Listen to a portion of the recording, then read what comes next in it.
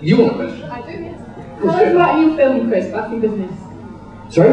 Tell us about your film. Oh, that film! We filmed that about 15 months ago now, I think. Has it had publicity at all? Is it being released at some point? We've got a website now, apparently.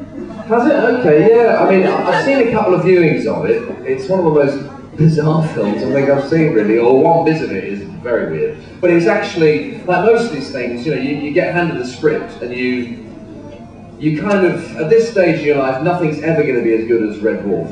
You know? Or, you know, indeed something like British, you know. So when I get handed a script, I'm thinking, well, I thought, to be honest, that they needed to get a good comedy writer to sort of go through the whole plot and sort of, you know, tighten it all up. But they said that wasn't going to happen. That's the expression they use these days. That's not going to happen. They were English, but that isn't going to happen. So okay, it wasn't going to happen. So I said, fair enough, it's not going to happen. How much do I get paid? I'll do it. So, Dennis Waterman, Martin Kemp, Amanda Joanna Taylor from she was in Hollyoaks, young guy who was in that ice skating thing. Did quite well actually. Stephen Booth, yeah, Stephen Booth.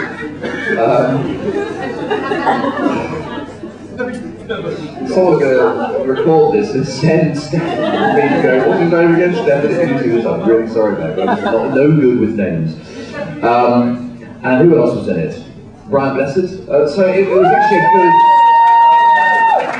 a really good fun thing to do, you know, and it was more, Dennis Waterman was extraordinary.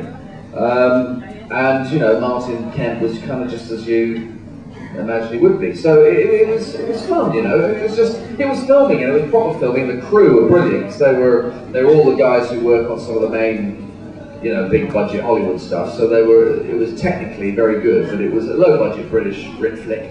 And I think it's going to be the kind of thing that goes back to the old days of family viewing. You know, there's no shagging and swearing and stuff in it. You know, it's all pretty exciting bloody times, isn't it? Don't you get dressed up as something at a certain point in the film? Yeah, I do. I get dressed up as a sort of robot of some sort. I don't know. Do you know, it's so long ago. I can't really remember much about it. So look on the website, back in business, and it may even get released. I heard October this year. So, but it's yeah. So you know, it's a very straight part actually. It's not that funny really. It wasn't that funny, but I don't know. It was like it's a job. You know, the main work I've been doing over the last 6 months has been for Discovery, a thing called Massive Speed, which obviously is kind of topical at the moment, but for the wrong reasons. Bloody wrong reasons. And I did a series with Richard Hammond, in fact.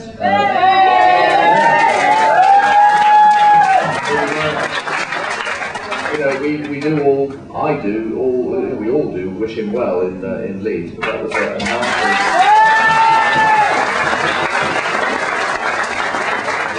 nasty thing to happen. But the series I did, Massive Speed, where I did get to do some not 300 miles an hour in a jet car, I would not have done that. I would have chickened out and said, no. But I did get to go on a thing called the Maglev, the Trans-Rapid Railway in Germany, which today had a fatal accident, killing 23 people in Germany. And I went on the King of Shade's powerboat, which is 105 miles an hour on water, which is actually quite fast in Plymouth Sound. On water, it's obviously being unpredictable. It's much more, you know, tricky to go faster on water than it is on land, in a sense. But that also had not a fatal, but it had a bad crash 2 weeks after I went on it. So there's some spooky things happening at the moment in the world of speed, you know. So exactly, it's you know, it's a lottery out there, and you know, it's just very ironic that these things have happened all within the last few weeks. It's just, you know, obviously the main thing, you know, we're thinking about is Richard's crash, but I just hope he's going to pull through. The signs, early though they are at the moment, is that he, you know, seems to be pretty intact, but you know, fingers crossed for him. Anyway, it's a long way from back in business. So that's, who's next? Someone on the side of the room? Girl at the front here? Or both, either girl at the front? Yeah, you standing up. You stood up to ask a question, that's what I like. I'm hungry for fame. I am listening to the question, but I've got to flip through these songs, so I know Okay, what's your personal opinion on fan fiction, and have you ever indulged in your ego and read a few? Not suggesting you're egotistical or anything. So yeah, what's Fan fiction, what is your personal opinion of it?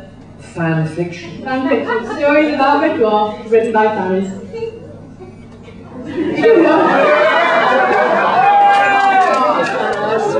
Would you be offended if I said I haven't a bloody clue what you're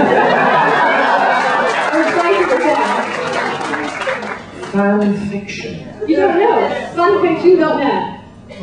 No. Google it. What, someone explain a little bit more. They write Red Dwarf stories. They make them up. They make their own Red Dwarf stories and they write them, and they're on the internet and people review. And you put them on the internet, and so I haven't seen them. So I'll give an example of one.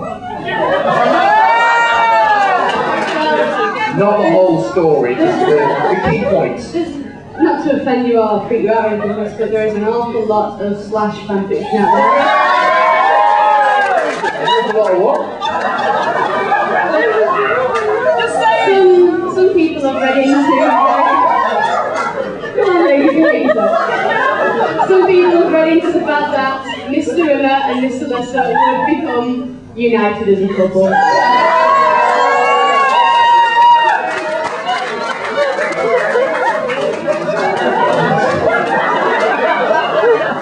And let me just say, some of these Look, we had writers. one kiss. It was a hell of a kiss.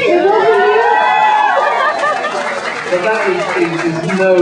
A kiss is not something you can base a whole relationship on. What do you mean, Mr. Barrie, these people have? Have they? Well, are they in this room? No, come on! No, yeah, okay, it's her. Look, some people like collecting stamps. And some people like doing fan fictions.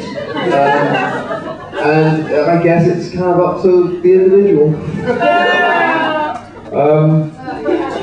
Thank you for that question. You sit down there.